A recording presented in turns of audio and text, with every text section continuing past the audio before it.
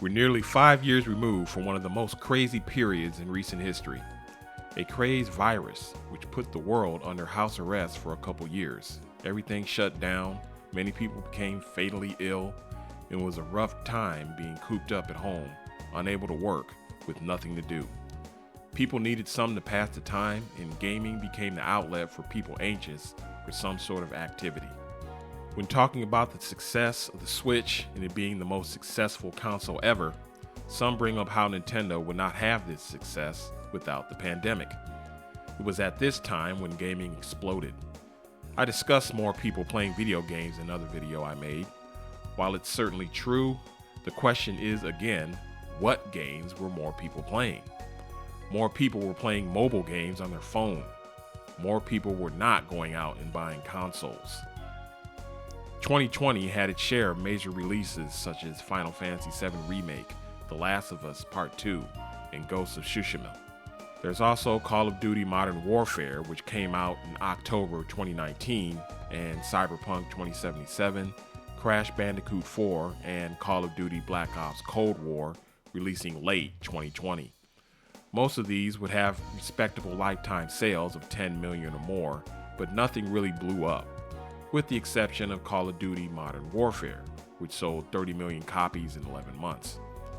Another game which absolutely exploded was Animal Crossing New Horizons, a game which would sell over 32 million copies within a year of its release.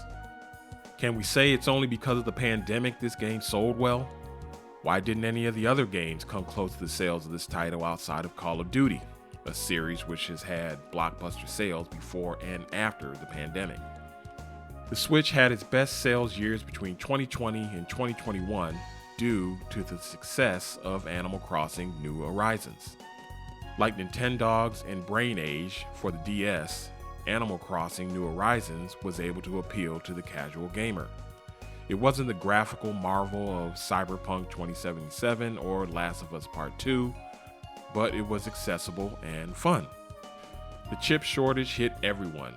Nintendo had its supply issues just like everyone else. The fact is, the people chose Nintendo.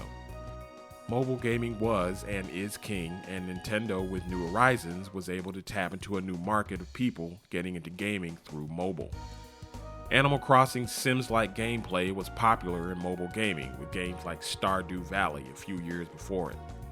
People wanted to play Animal Crossing New Horizons more than they wanted to play Ghost of Tsushima, The Last of Us, Final Fantasy, and Cyberpunk, and it went toe-to-toe with Call of Duty. The PS4 was a very successful platform and continues to be popular to this day, with nearly half the PlayStation player base still on the PlayStation 4. Nintendo was just the people's choice. Some argue Animal Crossing New Horizons would not have sold as well without the pandemic, and they cite the sales numbers of previous titles. The fatal blow to this argument is the very same thing can be said about Zelda.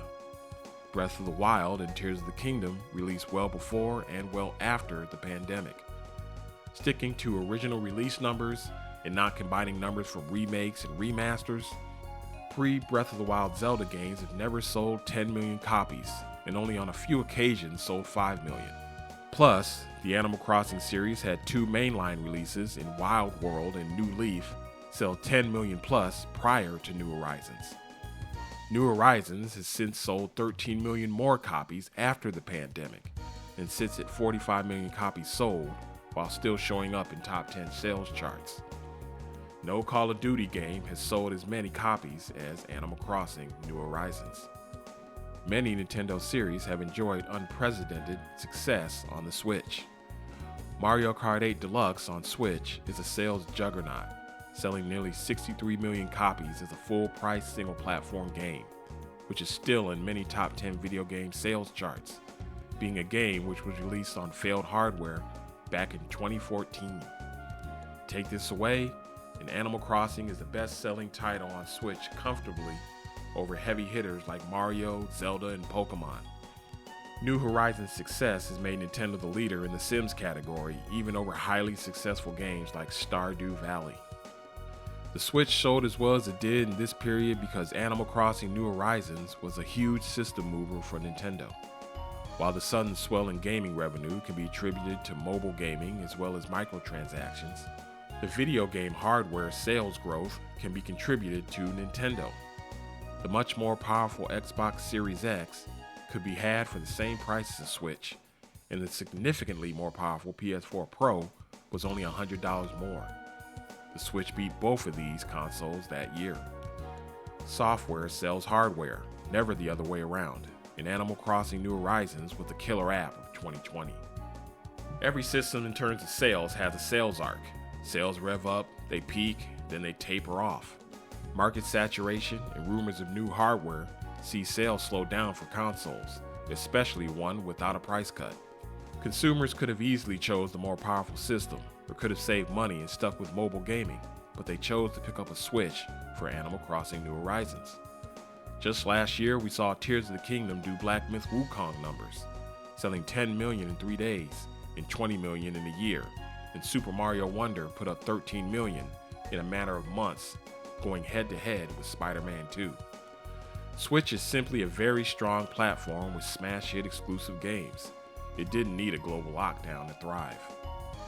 What the pandemic did do was solidify mobile gaming as a preferred way to game. Home consoles were on the way out, and the average consumer was choosing to game on the go. For the video game industry at the time, there was indeed a pandemic, and that pandemic was Animal Crossing. All gaming companies were in short supply due to the chip shortage. Nintendo, thanks to Animal Crossing, was the only company not in short demand.